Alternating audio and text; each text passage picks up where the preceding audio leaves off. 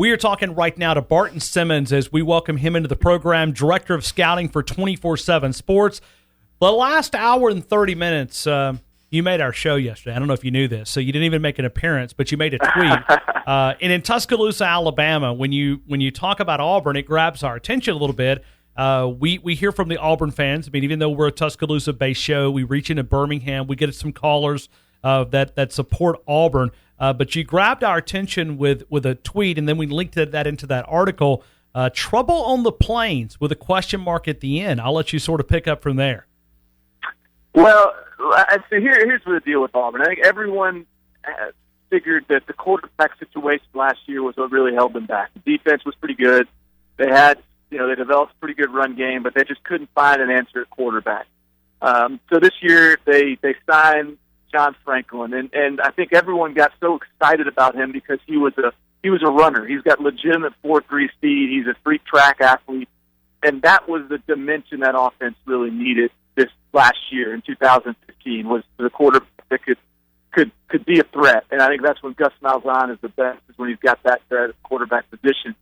But the more we learn about John Franklin, and whether it's spring practice or summer or preseason practice, the more it doesn't look like he's the answer. And anyone that's watched, the Netflix documentary Last Chance U that chronicled John Franklin's season last year knows that this is a kid that's still hadn't won a starting job since he left high school. And I think that if you're Auburn and you pin your hopes on that, then that's not a good sign. I worry for Auburn right now with Javon Robinson gone, limited experience in the backfield, and what looks like to me a quarterback situation that is really unsettled and isn't going to get any more clarity this year than maybe we had last year. I think Sean White's going to have to be the guy, and I think he's capable, and I think he's competent. But does he have the pieces around him to really have a big year in the SEC West, which is such a brutal conference? To me, he's more of a game manager, a distributor, and you got to sort of now look to who is he distributing to. So it's going to be a tough year for Gus Malzahn. I think he's got a challenge in front of him, and if they end up having an 8-win season, then he's earned it. So I think he really has earned it, keeping his job, and I just think that will be a challenge. We are talking right now to Barton Simmons here inside the game in Tuscaloosa on Tide 102.9 and on the Radio Pup app, downloadable for your smartphone. As you point in there, White Roberts, a young man that John Franklin III could not beat out there at East Community College, East Mississippi Community College. And as you point out, I didn't realize this. I thought he went on to play other college football, but he's playing intramurals at Mississippi State. That didn't really give you a lot of big boost of confidence that if you couldn't beat this guy out, that you're going to put a lot of hopes into him turning the season around from last year.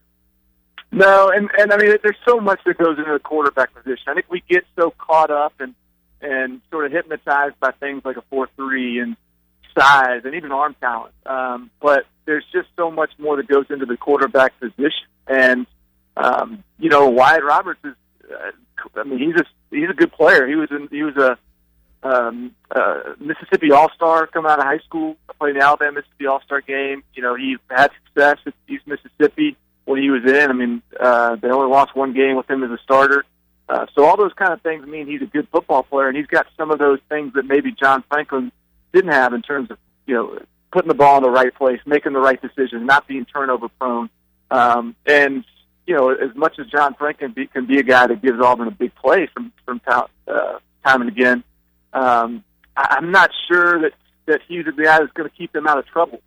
So that's a decision Auburn is going to have to make is do you sacrifice some of that security for a few explosive plays, because that was something they missed last year as well. It's an interesting dilemma for Rhett Lashley and Gus Malzahn, and I'll be interested to see how they decide to let it play out.